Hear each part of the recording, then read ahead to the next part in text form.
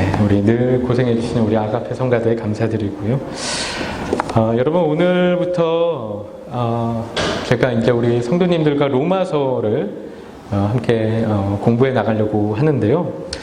로마서가 이제 복음이라는 제가 지난번까지 계속 나누어왔던 이 복음이라는 주제와 연결성이 있기 때문에 그 로마서를 좀 선택해서 나눠야겠다 생각하게 되었습니다. 여러분 로마서는 참 중요한 성경 말씀 중에 하나이죠.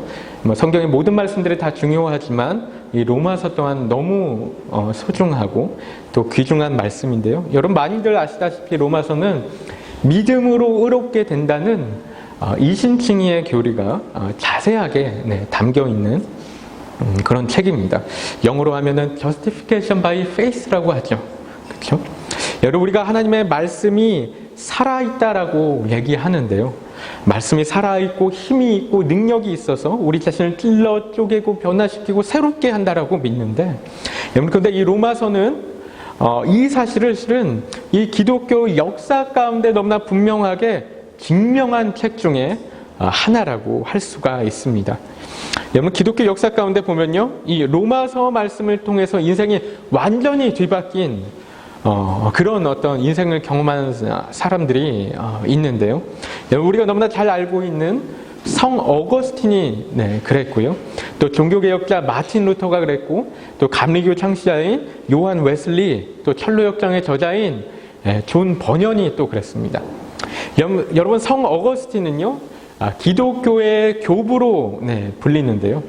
여러분 기독교에 큰 영향력을 끼쳤고, 또 개신교나 또 심지어는 카톨릭 안에서도 너무나 이제 존경받는 그런 인물인데, 여러분 그런데 어거스틴은 원래 수도사였는데 실은 수도사였으면서도 실은 또한 상당히 방탕한 삶을 살았던 그런 사람이라고 합니다. 이단에도 빠졌었고요. 이탈리아 사창가도 막 헤매고 다녔고, 또 심지어는 사생아를 출산하기도 했다고 하죠. 여러분 그런데 어거스틴 안에는 늘 갈등이 있었던 것이죠. 어거스틴은 자신의 생각으로는 늘 의롭게 살기 원하고 정말 하나님께 인정받는 그런 삶을 원하는 어떤 그런 마음들이 있었고 생각들이 있었는데 늘 행동은 따라주질 못하는 거죠. 그래서 육체의 어떤 정욕에 이끌려서 늘 어떤 그런 악한 것들에 이제 휩쓸려서 살게 되었던 것이죠. 그래서 늘 그 안에 이런 싸움이 있었다고 합니다. 그런데 어거스틴이 어느 날 어린아이들의 노랫소리를 듣게 됐는데, 이게 환상인지 실제인지 모르는데 그 어린아이들의 노랫소리가 톨레레게 톨레레게 하는 소리가 들렸다는 거예요. 근데 그 단어가 뭐냐면요, 라틴어로 집어서 읽어라, 집어서 읽어라, 이런 노래소리였다라는 것이죠.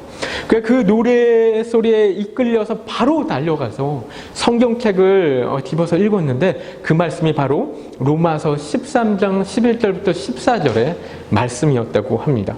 그런데 그가 그 말씀을 읽으면서 큰 충격을 받으면서요, 지난 과거를 완전히 청산하고 완전히 새로운 인생을 살게 되는, 그러면서 이제 기독교에 너무나 지대한 영향을 끼치는 그런 인물이 되었다고 하는 것이죠.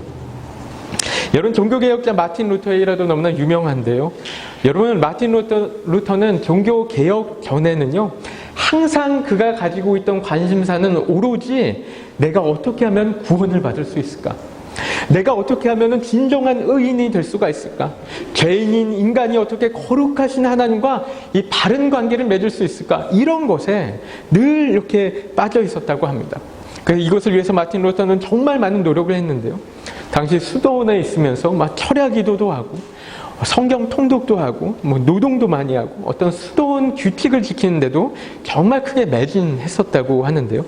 심지어는 로마에 있는 성계단이라고 불리는, 여러분 아실 텐데 스칼라 산타라는 그 계단을 무릎으로 막 이렇게 오르면서 고행을 하면서 이렇게 기도를 했다라고 얘기하죠. 그래서 정말 의인으로 살기 위해서, 하나님께서 인정받기 위해서 정말 열심히 했는데요. 그토록 노력했음에도 불구하고 마틴 루터는 항상 실패하고 또 죄를 짓고 좌절하면서 늘 낙심하면서 너무나 괴로워했다라는 것이죠. 하나님께 아무리 노력해도 하나님께 인정받을 수 없다는 사실에 너무나 괴로워했다는 거예요. 그런데 그러던 중에 로마서 1장 17절 말씀을 깨달으면서 1장 17절 말씀 우리가 읽은 말씀이죠. 오직 의인은 믿음으로 말미암아 살리라. 이 말씀을 깨달으면서 이걸 시작으로 마틴 루터 개인도 너무나 크게 자유하고 변화받게 되고 또한 그것을 이제 시작점으로 종교개혁의 불씨를 지피는 어떤 그런 역할을 했다라고 합니다. 여러분, 감리교회 창시자였던 요한 웨슬리는요, 미국에서 선교 활동 후에 신앙적인 회의에 크게 빠지게 됩니다. 왜냐면 그 선교 활동을 좀 이렇게 실패한 면들이 있었나 봐요. 그래서 큰 회의에 빠지는데, 그런데 영국에서 올더스게이트라는 곳에서 거기 장소에 있었던 어떤 기도회에 참석을 했는데, 여러분 거기서 때마침 앞에서 어떤 사람이 이 로마서 강해의 서문을 읽는데요. 마틴 루터가 썼던 로마서 강해의 서문을 읽는데 그것을 들으면서 새롭게 다시 한번 거듭나는 경험을 했다라는 것이죠. 그리고 그 이후로 이제 감리교를 시작하게 되는 그런 시간을 갖게 되었는데요. 또한 철로역정의 작가였던 존 버녀는요. 여러분 철로역정 잘 아시죠? 존 버녀는 원래는 침례교 목사였다고 하는데요. 여러분 그런데 당시에 영국 같은 경우는 영국 가운데서 이제 영국 국교도 외에는 복음을 선포하는 일을 하면은 안 되었었다고 합니다. 그래서 존 버년이 이제 침례교 목사였는데 이렇게 복음을 전하다가 경찰에게 잡혀서 감옥에 수감되게 되었는데 그 감옥에서 이 로마서를 읽고 묵상하면서 이렇게 어떤 깊은 깨달음을 이렇게 느끼면서 그때 썼던 책이 감옥 안에서 썼던 책이 바로 이 철로역정이라고 합니다. 그래서 철로역정 보면은 로마서 말씀인 것을 우리가 생각할 수 있는데 여러분 철로역정이 성경 다음으로 가장 많이 팔린 그런 기독교 서적이라고 하는데요. 그만큼 존 버년이 이렇게 기독교 안에 또한 큰 영향을 끼친 그런 어떤 사람이 된 것이죠. 여러분 이렇게 로마서가 기독교 역사 가운데 끼친 영향은 상당히 큰 부분들이 있었는데요. 여러분 삼일교회 송태근 목사님이 이렇게 말씀하세요. 기독교 역사의 물줄기가 틀어졌던 시점들 가운데 항상 로마서가 있었다는 거예요. 여러분 그렇기 때문에 이렇게까지도 말씀하시는데 로마서는 상당히 위험한 책이다. 이렇게 말씀하셨습니다. 여러분 그런데 생각해 보면요, 이렇게 앞서 말씀드린 이 인물들이요 모두 동일하게 갖고 있는 공통점이 있는 것 같은데요. 어거스틴도 그랬고 마틴 루터나 요한 웨슬리도 그렇고 모두 동일하게 노력했던 부분들이 있는 것이 그들이 때로는 이렇게 방황하고 실패하고 회의에 빠지고 그랬음에도 불구하고 그들 마음 가운데는 어떤 마음들이 있었냐면은 항상 나 정말 하나님 앞에 의롭게 되기 원하는데, 내가 하나님께 인정받기 원하는데, 하나님과 올바른 관계 가운데 살기 원하는데 하는 이런 하나님의 의인으로서 살고 싶은 열망들이 있었다는 거예요. 이런 열망들이 있었을 때 여러분 그들이 그렇다 보니까 로마서 가운데서 그들이 발견하게 되었던 진리가 그들의 삶 가운데 그토록 놀라운 복음이 되어지고 그들의 삶을 변화시키고 또한 그들의 큰 영향력을 끼치는 그런 인물로 성장하게 되는 그런 어떤 일들이 있었다는 것이죠. 여러분 그래서 우리가 오늘부터 이 로마서 말씀을 함께 공부하는데요. 이 말씀을 공부하면서 우리 마음 가운데 첫 번째로 좀 준비했으면 하는 것은 이것이 아닐까라는 생각을 하는 거예요. 우리 안에 하나님께 인정받기 위한 열망이 있는가? 여러분 우리 안에 하나님의 의인으로서 살기 위한 정말 신앙적인 욕심이 있는가? 여러분 그런 마음들이 우리 가운데 정말로 있을 때 이 로마서의 말씀이 우리에게 하나님의 능력이 되어질 줄로 믿습니다. 여러분 우리가 그 마음을 품으면서 이 로마서를 함께 좀 이렇게 공부해 나갔으면 하는데요. 여러분 오늘은 이 로마서의 개관을 좀 나누는 시간으로 가지려고 하는데요.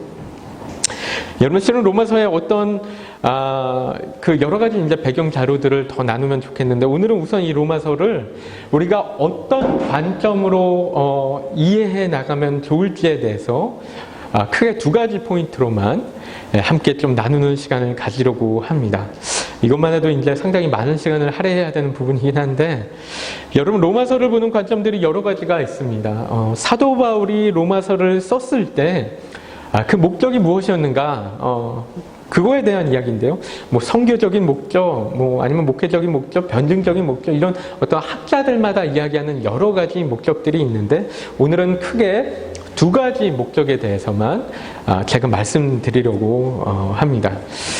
그래서 이 설명을 좀 들으시고 나서 이제 로마서를 읽으시면은 좀 더 로마서가 그래도 조금 어려운 책이지만 조금 가깝게 느껴지고 흥미롭게 느껴지지 않을까 생각하는데요.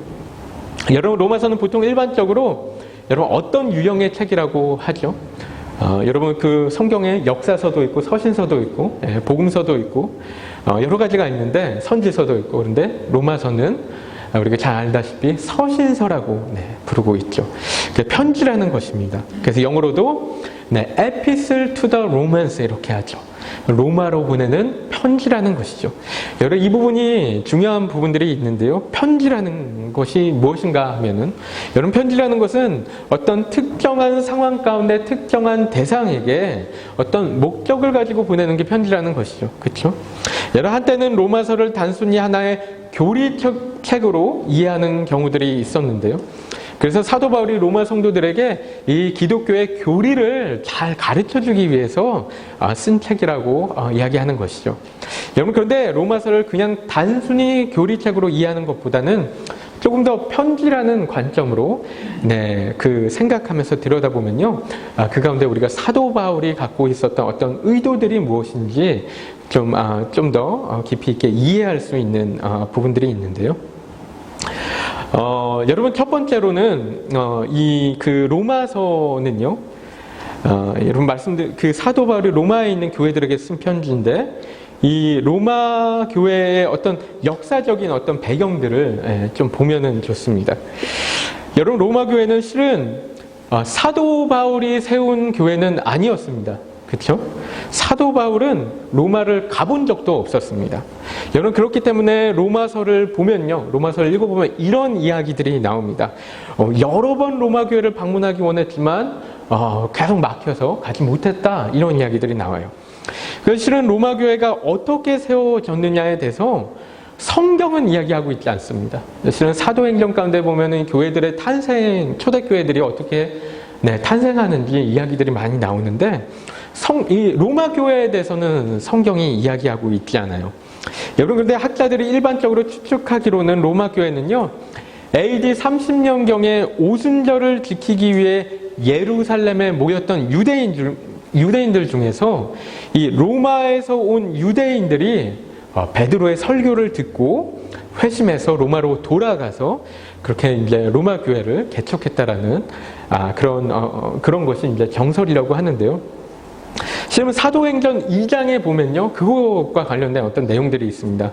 거기에 이제 보면은 로마로부터 온 유대인들이 이렇게 베드로 설교를 듣고 회심하는 장면이 사도행전 2장에 나오는데요. 지금 시간 관계상 다 보지는 않겠지만 그 가운데 이제 베드로의 설교를 듣고 그 3,000명이나 되는 사람들이 이렇게 예수님을 영접하게 되는 어떤 부분들이 나오는데, 그 가운데 로마로부터 온 나그네 유대인들이 있었다, 이제 이런 이야기가 사도행전 2장 10절 말씀 가운데 나옵니다.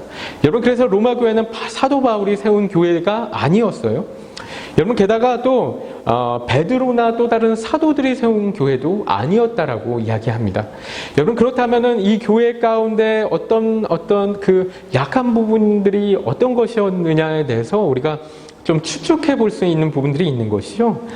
여러분 이 바울이나 다른 사도들이 이제 세운 교회가 아니었다 보니까 당연히 어쩌면 그 교회가 어떤 이 예수 그리스도의 복음이란 무엇인지에 대해서 좀 본질적인 이해가 많이 부족하지는 않았을까 하고 우리가 추측해 볼 수 있는 것이죠. 여러분 그래서 로마서를 보면요, 사도 바울은 로마서에서 상당 부분 복음이란 무엇인지에 대해서 설명하기 위해서 많은 부분을 이렇게 할애하고 있는 것을 볼 수가 있는데요. 여러분 로마서가 1장부터 16장까지가 있는데, 여러분 그 중에서 1장부터 11장까지가 전부 다 이 복음에 대해서 설명하는 그런 부분입니다. 여러분 로마서 1장을 보면요. 로마서 1장 로마서의 서론이라고 할 수 있겠죠. 근데 로마서 1장 1절부터 17절까지 지금 이 편지를 쓰고 있는 목적을 이야기하는데 그게 바로 복음을 전하기 위해서다라고 얘기하고 있는 거예요. 여러분 1장 11절을 보면요. 한번 성경책을 펴서 보시면서 같이 따라와 보시면 좋을 것 같아요.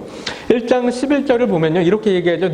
내가 너희 보기를 간절히 원하는 것은 사도 바울이 로마 성도들을 보기를 간절히 원하는데 그렇게 원하는 것은 어떤 신령한 은사를 너희에게 나누어 주어 너희를 견고하게 하려 함이니 그럽니다. 여러분 여기서 신령한 은사라고 하는데 여러분 은사라는 것이 무엇인가 하면요. 은사가 영어로 뭔지 아십니까? 은사가 영어로 하면 gift라고 하죠. gift. 여러분 실은 이게 신령한 은사라는 게 영적인 선물을 얘기하고 있는 거예요. 영적인 선물을 주기를 원한다 그러고 있는 거죠. 그러니까 11절 밑에 이렇게 좀 몇 구절 내려가 보면은 15절 말씀 가운데 보면은 뭐라고 하냐면요. 그러므로 나는 할 수 있는 대로 로마에 있는 너희에게도 복음 전하기를 원하노라. 여러분 그래서 사도 바울이 로마 교회에 주기 원하는 신령한 은사라는 것은 바로 복음이라는 것을 우리가 알 수 있는 것이죠. 여러분 게다가 로마서를 보면 좀 특이한 표현들이 좀 나오는 것들이 있는데요. 로마서 2장 16절 말씀 가운데 가면요. 뭐라고 얘기하냐면 곧 뭐라고 하죠? 나의 복음에 이른 바와 같이 나의 복음이라는 표현을 쓰고 있어요. 그렇죠? 뭐 예수 그리스도의 복음이나 하나님의 복음이 아니고 나의 복음이라고 하는데 여러분 이 나의 복음이 무슨 뜻일까요? 여러분 이런 표현이요. 나중에 가면 로마서 16장에도 또 나오고 있고요. 또 디모데 후서에서도 한글 성경에서는 다르게 표현하는데 영어로 보면 my gospel이라고 표현하고 있는데요. 여러분 나의 복음이라는 표현은 어떤 의미냐면은 사도 바울이 이해했던 복음, 사도 바울의 관점에서 갖고 있었던 그 복음에 대해서 이야기하는 것입니다.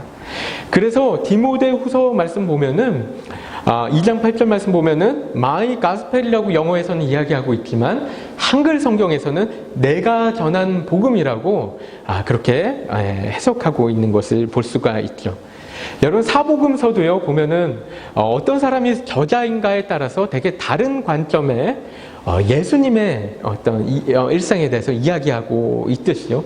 예수님에 대해서 이야기한다는 것이 곧 복음에 대해서 얘기하는 것인데 그래서 이 마태, 마가, 누가, 요한이 다 다른 관점의 어떤 예수님을 복음을 갖고 있었듯이 사도 바울 또한 사도 바울이 이해했던 그런 어떤 복음에 대한 관점들도 또 조금 다른 면들이 있었다는 것이죠. 여러분 그래서 사도 바울은요 자신이 이해했던 자신의 관점에서의 어떤 복음을 로마에 있는 성도들에게 너무나 알려주고 싶었던 거예요. 그렇죠? 왜냐하면 거기 있는 성도들은요 아주 복음이 무엇인지에 대해서 제대로 알지 못하고 있으니까 그러니까 안다고 해도 뭔가 어설프게 알고 있을 수 있었기 때문에 이 사도 바울이 자신이 이해했던 복음 그 놀라운 복음을 너무나 전하기를 간절히 원했었던 것이죠. 그래서 이제 로마서를 쓰고 있고 또 로마 교회를 방문할 계획을 갖고 있었던 것인데요. 여러분 그런데 로마서의 목적이 여기만 있었던 것이 아니라는 거예요. 여기만 있었던 것이 아니고 뭐 여러 가지 다른 목적들이 있었겠지만 제가 생각할 때 그 중에서 너무나 중요한 다른 한 가지는요. 또 다른 목적을 말씀드리면은 그것은 바로 로마 교회 안에 있었던 유대인들과 헬라인들의 갈등을 해소시켜 나가는데 이 로마서의 큰 목적이 있었다는 것이죠. 여러분 이것을 로마 교회의 역사적인 배경 가운데서 좀 찾아볼 수가 있는데요. 여러분 아까 말씀드렸듯이 로마 교회는 오순절을 맞아 예루살렘을 방문했던 이 유대인들을 통해서 시작된 교회라고 얘기했는데요. 여러분 그렇기 때문에 로마 교회는 어떨까요? 로마 교회는 당연히 그 어떤 형식이나 어떤 표면적으로 보여지는 것들이 대부분 모든 것이 다 유대적인 어떤 교회였습니다. 그 유대 문화와 관습들이 그대로 배어 있는 당연한 거겠죠. 그런 어떤 교회였던 것이죠. 여러분 한국 교회와 키위 교회가 이 모습들이 참 다르고 또 제가 전에 보니까 아프리카 교회들 이렇게 보면요. 예배 드리는 모습이 정말 많이 달라요. 막 춤추고 막 뛰어다니고 바닥에 뒹굴고 막 이러는 거 볼 수 있었는데, 여러분 문화에 따라서 예배의 모습이 참 많이 달라질 수 있는 것이죠. 여러분, 그래서 로마 교회는요, 초기에는 당연히 정말 온전히 유대 문화로 이루어진 그런 교회의 모습을 갖고 있었던 것이죠. 여러분, 그런데 이렇게 시작된 로마 교회의 시간이 지날수록 점점 이방인들이 이렇게 유입되기 시작합니다. 여러분, 로마라는 도시가요, 당시에 상당히 큰 도시였기 때문에 많은 이방인들이 살고 있었겠죠. 여러분, 그래서 유대인이 아니었던 사람들, 그래서 이스라엘의 하나님을 모르던 사람들이 교회에 자꾸 유입되기 시작하는 거죠. 그렇죠? 그러면서 점점 로마 교회는 점점 다문화적인 어떤 교회로 이렇게 변해 가는데요. 하지만 그럼에도 불구하고 교회의 모습은 여전히 유대적이에요. 여러분, 키위 교회들도 보면, 혹시 가보셨는지 모르겠는데 가보면 그렇거든요. 교회에 아시아인들도 막 많아지고 뭐 다른 나라 사람들도 많아져도 교회의 모습이 그렇게 크게 막 바뀌지 않습니다. 여전히 이제 서구 문화의 어떤 모습을 그대로 가지고 예배도 드리고 하고 있는데, 여러분, 그렇기 때문에 당시 로마 교회도 어쩌면 그때는 더 심하지 않았을까 싶어요. 로마 교회도 아무리 이방인들이 많이 들어와도 교회의 모습이 그렇게 쉽게 바꾸지는 않았을 겁니다. 그런데 이랬던 로마 교회에 AD 49년에 한 가지 사건이 일어났는데요. 바로 글라우디오 칙령이라는 것인데, 이게 이제 당시 로마 황제가 글라우디오라는 황제였는데, 이 황제가 로마에서 유대인들이 자꾸 혼란을 일으킨다는 이유로 로마에 있는 모든 유대인들을 로마 밖으로 쫓아내. 원래 이제 기독교와 관련된 어떤 유대인들 관련된 어떤 그런 어떤 소동이었는데, 모든 유대인들 다 쫓아내 버립니다. 로마에서. 이게 이제 그 로마 역사학자인 수에토니우스라는 이제 학자의 기록에도 남아있는 사실이라고 하는데요. 여러분, 이 내용이 실은 사도행전 18장에도 나와 있습니다. 사도행전 18장 보면은 글라우디오가 모든 유대인들을 명해서 로마에서 떠나라고 한 거로, 그리고 그때 이제 나오는 유명한 사람이 이제 그 사도 바울의 큰 동역자였던 브리스길라와 아굴라가 고린도로 가게 되는, 그래서 거기서 이제 사도 바울을 만나게 되는데요. 그런 이제 내용이 사도행전 18장에 나옵니다. 그래서 이 글라우디오 칙령 때문에 로마에서 유대인들이 모든 유대인들이 다 내쫓겨 나가게 되는 것이죠. 그러니까 이제 로마 교회 안에는 어떤 사람들만 남아요? 바로 이방인들만 남게 되는 거예요, 로마 교회는. 그러니까 교회 이방인만 이렇게 남게 되니까 어떻게 되겠어요? 점점 자연스럽게 어떤 유대인들의 흔적들은 점점 사라져가고 점점 이방인적인 어떤 교회의 모습으로 바뀌어 나가게 된 것이죠. 여러분, 그런데 AD 54년에 글라우디오 황제가 5년 후에 죽게 됩니다. 죽게 되니까 흩어졌던 유대인들이 다시 로마로 돌아오게 되죠. 그런데 유대인들이 로마로 다시 돌아왔더니 어떻게 돼 있어요? 자신들의 교회였던 로마 교회가 너무 많이 바뀌어 있는 거예요. 그렇죠?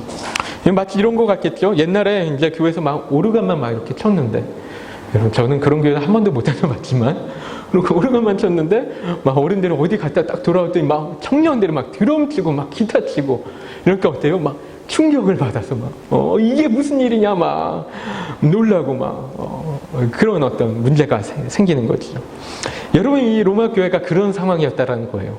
그래서 로마 교회 안에 어떤 문제가 생기냐면은 유대인들과 이방인들 사이에서 갈등이 생겨나고, 좀 상상할 수 있겠죠. 얼마나 이제 살얼음을 걷는 듯한 그런 어떤 그런 텐션들이 있었을까 이제 상상해 볼 수 있겠는데요. 여러분, 그랬기 때문에 이런 당시 상황을 우리 사도 바울이 어디선가 이렇게 이야기를 듣고 나서 이 로마 교회들에게 편지를 쓰면서 그들 가운데 이 갈등과 분열의 요소들을 해결해 가는데 이 로마서를 주력했을 거라고 추측할 수 있는데요. 여러분, 그런데 그 증거가 어디 있는가 하면은 바로 로마서 말씀 안에 있는 거예요. 로마서 말씀 안에.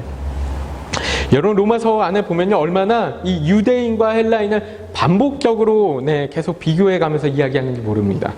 로마서 1장 16절 보면요, 우리가 함께 아까 읽은 말씀에 뭐라고 그래요? 복음이 모든 믿는 자에게 구원을 주시는 하나님의 능력이 되는데 먼저는 뭐예요? 유대인에게요. 그리고 헬라인에게로다. 계속 이 반복적인 얘기들이 계속 나옵니다. 여러분 여기서 헬라인이란 이방인을 통상적으로 일컫는 그런 말인데요. 사도 바울이 이런 식의 표현을 실은 많이 써요. 로마서 2장 9절 가서도 먼저는 유대인에게요 또한 헬라인에게로다. 2장 10절에서도 유대인에게요 헬라인에게로다. 3장 9절에 가서도 유대인이나 헬라인이나 다 죄 아래에 있다고 유대인과 헬라인을 꼭 얘기하는 거예요. 이렇게 계속적으로. 그리고 나중에 가면은 헬라인뿐만 아니고 유대인과 이방인, 할례자나 무할례자 이런 식으로 계속해서 유대인과 이방인들을 비교하는 얘기들을 많이 하고 있는 것이죠. 여러분 실은 사도 바울이 이런 식의 표현을 로마서뿐만 아니고 다른 데서도 많이 썼는데 사도 바울 같은 경우는 이제 이방인의 사도로 부르심을 받았잖아요. 그렇죠? 이방인의 사도로 부르심을 받았다 보니까 바울이 생각할 때 복음이란 것이 유대인들에게만 국한된 게 아니야. 이방인들에게도 주어진 것이야. 이것을 이제 강조하기 위해서 이렇게 쓴 부분들도 있지 않은가 싶은데 로마서 가운데 이런 내용들이 많이 나오는 것이죠. 그런데 이런 어떤 표현들이 이렇게 이런 어떤 그 구절에만 드러나는 것이 아니고 전반적인 내용에 있어서도 이런 비교들이 계속해서 나옵니다. 좀 이렇게 말씀 보시면서 한번 보시면요. 로마서 1장 18절부터 2장 8절까지는요. 여러 일반적인 사람들의 죄와 불경건과 불의 그리고 그에 따라 하나님의 심판을 이야기하는데요. 여러분 성경 보면서 좀 소제목 보면서 거기 소제목이 있죠. 보면서 이제 따라오시면 도움이 되실 텐데요. 9절부터 11절까지 보면은 이런 모든 사람들의 죄와 하나님의 심판이 여러분 9절에 뭐라고 하죠? 유대인이나 헬라인에게 모두 동일하게 적용된다. 그런 얘기하고 있어요. 그리고 나서 2장 12절부터 유대인들의 문제점에 대해서 이야기하는데요. 3장 9절에 가니까 또 뭐라고 그래요? 유대인이나 헬라인이나 다 죄 가운데 있다. 모두가 죄인이다. 의인은 없나니 하나도 없다. 이런 이야기하고 있습니다. 그리고 그 이후에 3장 19절부터는 예수님을 소개하고 믿음의 법을 소개하고 있는데 그러면서 3장 29절에서 또 뭐라고 해요? 3장 29절에 하나님은 다만 우리 함께 읽겠습니다. 시작. 하나님은 다만 유대인의 하나님이시냐 또한 이방인의 하나님은 아니시냐 진실로 이방인의 하나님도 되시니라. 이렇게 계속해서 유대인과 이방인, 유대인과 헬라인을 비교하는 거예요. 그리고 4장으로 넘어가면 구약의 아브라함의 믿음을 이제 예로 들어서 이제 좀 계속해서 또 설명을 하는데 거기서 이제 아까 말씀드린 할례와 무할례. 할례자는 뭐죠? 할례자는 유대인을 얘기하고 무할례자는 이방인을 얘기하는데 할례자와 무할례자를 또 이야기하고 있죠. 그리고 그 이후로 복음에 대한 이야기를 계속해서 쭉 좀 길게 이어나가다가 로마서에서 이제 복음에 대한 설명을 끝마치는 11장에 가면은 마지막에 어떤 이야기로 결론 짓고 있냐면요. 바로 이방인의 구원과 이스라엘의 구원에 대한 이야기로 끝마치고 있는 거예요. 그렇죠? 복음에 대한 얘기를 이방인의 구원과 이스라엘의 구원, 유대인의 구원과 헬라인의 구원으로 이렇게 마무리를 하고 있다는 것이죠. 여러분 그리고 나서 이어지는 12장부터는 복음에 합당한 삶을 어떻게 살아가야 하는지 이제 이야기하는데 여러분 12장부터 내용들을 쭉 보면요. 대부분이 어떤 이야기냐면요. 바로 공동체와 관련된 얘기들이에요. 공동체로서 너희가 어떻게 살아가야 되는가 그것에 대한 이야기에 많이 이제 언급하고 있는 것을 우리가 볼 수 있는 것이죠. 여러분 어쩌면은 사도 바울이 이렇게 로마서를 쓰면서 생각한 부분은요.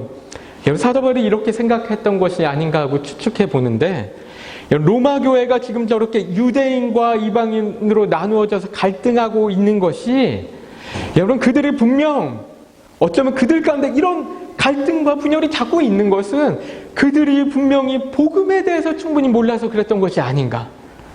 복음의 능력을 제대로 경험해보지 못해서 그들이 여전히 이런 어린아이가 같은 어떤 모습으로 그런 신앙으로 이런 갈등과 분열을 경험하고 있는 것이 아닌가. 이렇게 사도 바울이 생각했던 것 같은 거죠. 여러분, 그래서 사도 바울이 로마서를 쓰면서 이 공동체 안에 있었던, 로마 공동체 안에 있었던 그 갈등의 문제, 분열의 문제들을 복음 중심적으로 해결해 보려고 노력하고 있다는 것이죠. 여러분, 그래서 여러분, 제가 이 로마서 강해를 결정하면서 좀 생각한 것이, 여러분, 이 로마서의 말씀이 우리 개개인에게 어떤 복음의 능력을 회복시키는 것도 간절히 바라는 부분이고, 그것도 기대하면서도 또한 우리 노시오아닌 교회 공동체를 더 자라가게 하지 않겠는가, 공동체로서의 어떤 그런 모습들을 성장하게 하지 않겠는가, 여러 이런 부분들을 또 기대하게 되고 바라보게 되는 것이죠. 여러분, 제가 이번 어떤 2021년 저희 교회 표어를 일어나는 소모임 굽이치는 공동체라고 이렇게 정했는데요. 여러분, 그러면서 이제 이것저것 계획하고 또 진행하는 것들이 있죠. 새롭게 T 모임도 하고, 셀리더 모임도 이제 또 새롭게 시작하고 하는데, 이런 어떤 여러 가지 모임들과 더불어서 여러분, 정말로 이 로마서 말씀이 우리 교회 가운데 생명의 말씀들로 살아나서 그 우리 하나님 안에서의 어떤 의로운 삶을 살기 위한 열망들을 우리가 갖게 되고, 또한 성숙하고 거룩한 공동체성을 만들어가면서 정말 더 하나님 안에서 생명력 있는, 역동적으로 굽이치는 공동체가 되어가기를 소망하는 부분들이 있는 것입니다. 여러분, 그런 부분들 똑같이 기대하십니까? 네. 감사합니다.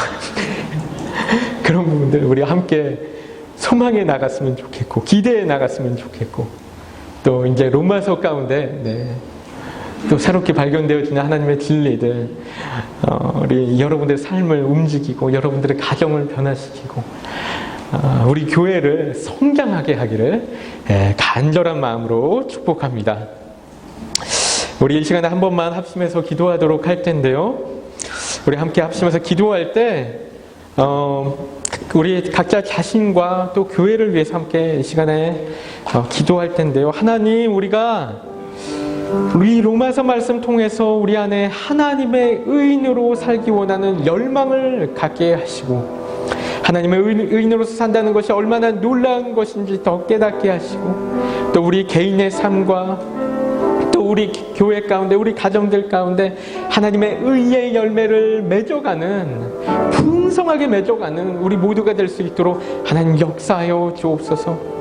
또 우리 교회 공동체 가운데 T 공동체 학습과 셀 모임과 여러 가지 모임과 활동들 가운데 더 역동적으로 일어나는 정말 살아있는 교회가 될 수 있도록 하나님 우리 교회 인도하여 주옵소서, 역사하여 주옵소서. 우리 함께 합심해서 기도하도록 하겠습니다.